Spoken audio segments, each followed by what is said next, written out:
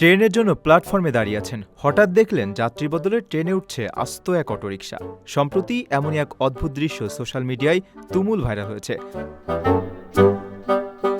ভিডিওতে দেখা যাচ্ছে কয়েকজন ব্যক্তি মিলে রীতিমতো ধস্তাধস্তি করে একটি অটোকে ট্রেনের লাগেজ বগির ভিতরে ঢোকাচ্ছেন। সাধারণত ট্রেনের পার্সেল ভ্যানে বিভিন্ন মালপত্র বা বড়জোর 2 চাকার যান পরিবহন করা হয়, কিন্তু আস্ত একটি 3 চাকার অটোকে ট্রেনের সরু দরজা দিয়ে ভেতরে ঢোকানোর দৃশ্য সত্যিই বিরল।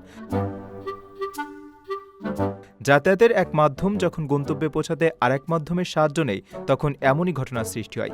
ভিডিওতে থাকা ব্যক্তিরা সর্বশক্তি দিয়ে যানটিকে ট্রেনের ভেতরে নিচ্ছেন।